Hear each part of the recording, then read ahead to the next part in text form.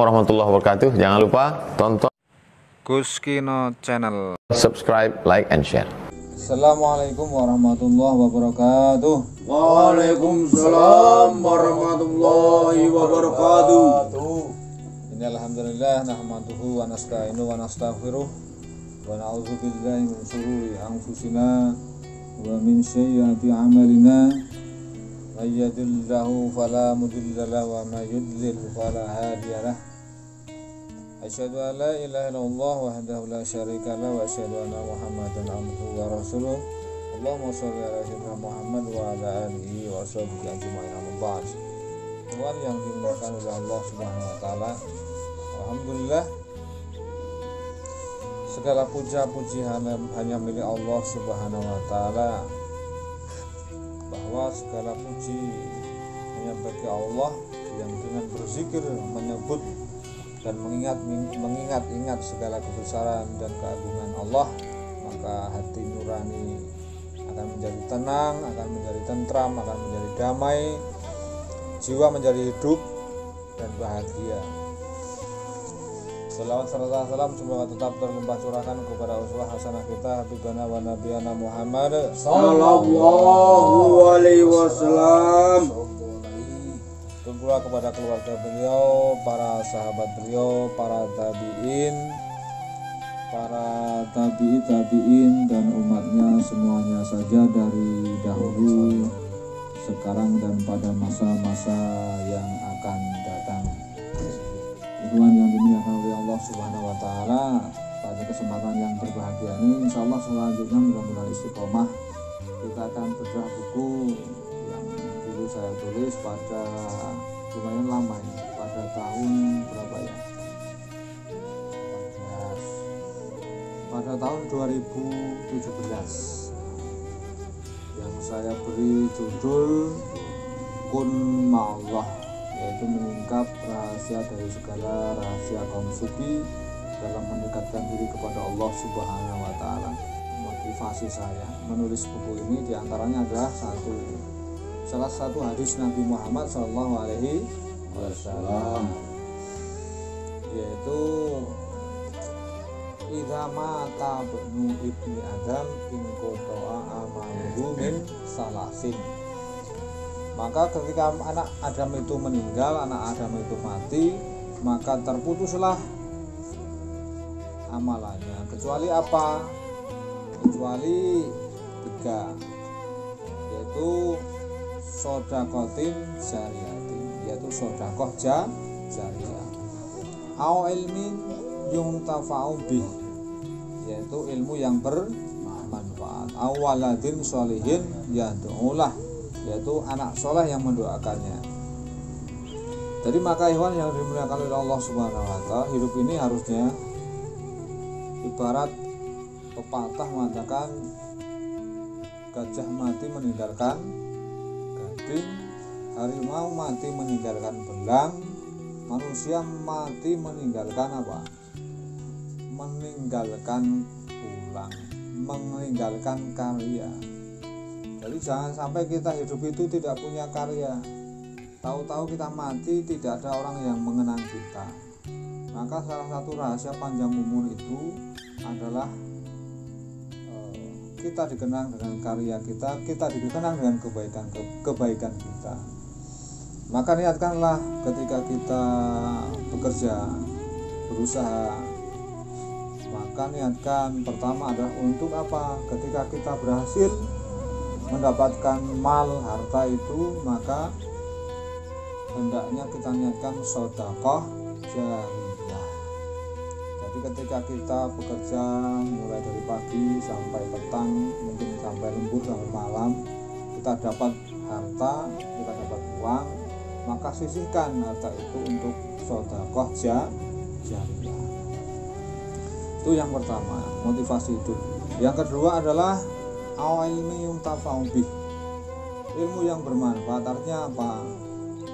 Kalau misalnya kita punya ilmu, kata Nabi, balighu ani walau ayat, sampaikanlah dariku walau hanya 1 ayat. Ketika kita hafal 1 ayat, sampaikanlah pada teman kita, dakwahkan, sampaikan, tabur. Maka saya ya seorang fakir ilmu. Saya tidaklah pandai masalah ilmu agama, tapi sedikit yang saya punya ini saya tulis. Pertama kali saya nulis itu SMA. SMA itu saya bikin buku namanya Seindah-indahnya Busana Kaum Hawa. Itu bukunya buku 1. Nah, sekarang tinggal 1 saja.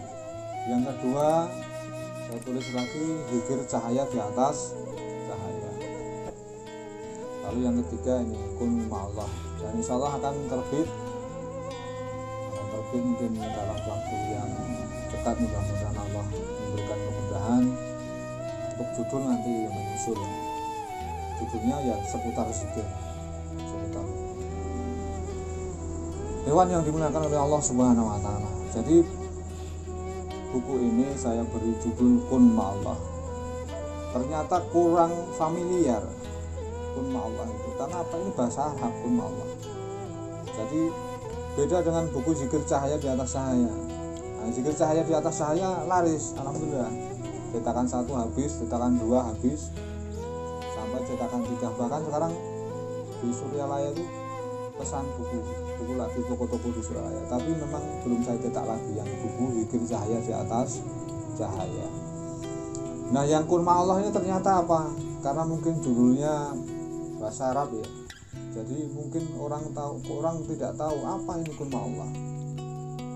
Padahal judul Kun Ma'allah ini adalah artinya adalah kun, jadikanlah ma'allah, bersama Allah, jadikanlah dirimu bersama Allah. Ini membahas juga tentang zikrullah, sebagaimana buku yang kedua Zikir Cahaya di Atas Cahaya. Lalu ini adalah buku selanjutnya Kun Ma'allah, juga membahas tentang apa? Tentang zikrullah. Tentang zikrullah, karena apa? Banyak orang yang ketika saya ajak secara lisan untuk berzikir kepada Allah, menghadiri majelis-majelis zikir, maka ada juga orang yang menolak. Bahkan ada yang anti zikir, katanya zikir-zikir itu adalah amalan-amalan yang sesat, yang bid'ah, yang tidak dicontohkan Kanjeng Nabi Muhammad SAW. Di antara buku itu buku ini adalah menjawab tuduhan-tuduhan bahwa zikir-zikir yang dilakukan ulama, orang-orang tasawuf itu adalah penuh dengan bid'ah, sesat dan lain sebagainya. Jadi dasar-dasar. Maka pada bab awal saya tulis mukadimah itu adalah selangkah menuju Tuhan. Ini diantaranya adalah selangkah menuju Tuhan ini adalah isinya adalah tentang ya sedikit perjalanan saya dalam bertarekat. Yang kedua adalah selanjutnya adalah mengapa mesti berzikir. Nah, mengapa mesti berzikir ini memuat tentang bahwa zikir itu adalah diperintahkan oleh Allah Subhanahu wa Ta'ala. Zikir itu adalah diperintahkan Allah Subhanahu wa Ta'ala. Yang kedua adalah zikir itu juga diamalkan oleh Rasulullah SAW dan juga ulama-ulama pewaris Nabi. Beliau ulama-ulama ini ternyata mengamalkan zikrullah. Bab selanjutnya adalah jawaban bagi orang-orang yang menyepelekan atau tidak mau ketika kita ajak untuk berzikir atau menghadiri majelis-majelis zikir. Ini jawaban, jangan menyepelekan zikrullah. Lalu yang selanjutnya adalah bab selanjutnya adalah menyingkap makna rahasia dari zikir. Ini adalah saya ada 12 subbab, yaitu makna dari zikir itu sendiri, macam-macam zikir dan fikir, media zikir, waktu zikir, objek zikir, bacaan zikir yang paling utama, juga adab-adab mengenai zikir. Jadi zikir itu pun harus ada adab-adabnya. Kalau zikir itu bisa usul, zikir itu bisa terasa kita bahwa berzikir itu adalah bisa kita rasakan kenikmatan dalam berzikir. Lalu metode tata cara yang berzikir yang dicontohkan oleh ulama-ulama pewaris Nabi juga dicontohkan oleh Kanjeng Nabi Muhammad SAW. Lalu bagaimana dengan gerakan zikir? Apakah gerakan zikir ini dicontohkan Kanjeng Nabi atau tidak? Saya bahas di dalam buku ini juga tentang keutamaan majelis zikir. Bab selanjutnya adalah aktivasi hati nurani. Jadi mengaktifkan hati nurani. Kadang-kadang kita kan, kata Nabi kan, istatib qalbak, dengarkanlah hati nuranimu, dengarkanlah suara hatimu. Tapi kadang-kadang banyak orang yang tidak bisa mengamalkan hadis ini. Bukan hanya sekedar ini, hadis ini luar biasa, bukan hanya sekedar kebetulan kata-kata Nabi ini. Karena hati nurani adalah kunci seorang hamba yang ingin mendekatkan diri kepada Allah Subhanahu wa taala. Tapi sayang, banyak orang walaupun selalu mendengar hadis ini cenderung mengabaikannya. Maka bagaimana cara mengaktifkan hati nurani ini adalah harus punya guru mursyid. Harus punya guru mursyid. Pentingnya bermursyid. Maka mursyid ini yang akan mengaktifkan hati nurani itu agar sampai bisa zikir itu bisa nikmat, lalu zikir itu bisa kita menjadi wusul ilallah. Lalu tentang zikir plus ini, bab selanjutnya adalah zikir-zikir yang saya tulis adalah zikir-zikir, bukan zikir biasa, tapi zikir-zikir tentang zikir-zikir tarekat sufi, yaitu zikir dengan talqin, bukan zikir yang umum. Bab selanjutnya, bab ke-6, itu adalah bagaimana kita bisa membangkitkan energi dahsyat dalam diri manusia. Jadi manusia itu punya potensi jasad, badan, fisik, biologis, ada punya potensi akal, ada kecerdasan otak. Juga manusia punya kecerdasan rohani. Nah, ini bagaimana mengaktifkan, bisa membangkitkan kecerdasan ini. Insya Allah buku ini juga membahasnya.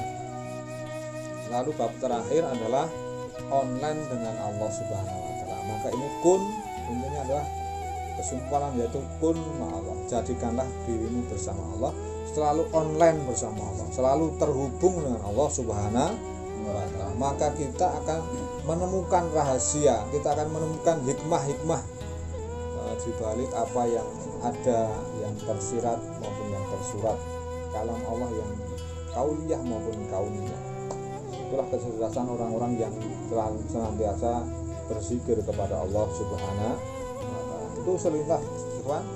Jadi nanti insya Allah pada selanjutnya akan kita bahas per bab buku ini, kita bedah buku ini karena mungkin banyak yang belum tahu isinya. Maka insya Allah saya akan bedah buku ini pada setiap khotaman di majelis zikir Birrul Walidain. Demikian yang dapat saya sampaikan, kurang lebihnya minta maaf. Akhirul kalam, wassalamualaikum warahmatullahi wabarakatuh. Waalaikumsalam warahmatullahi wabarakatuh. Allahumma sholli ala nabiyil hasimi Muhammadin wa ala alihi wa sallim tasliman. Allahumma sholli ala nabiyil hasimi Muhammadin wa ala alihi wa sallim tasliman. Allahumma sholli ala nabiyil hasimi Muhammadin wa ala alihi wa sallim tasliman. Allahumma sholli wa sallim wa barik alaihi. Al-Fatihah.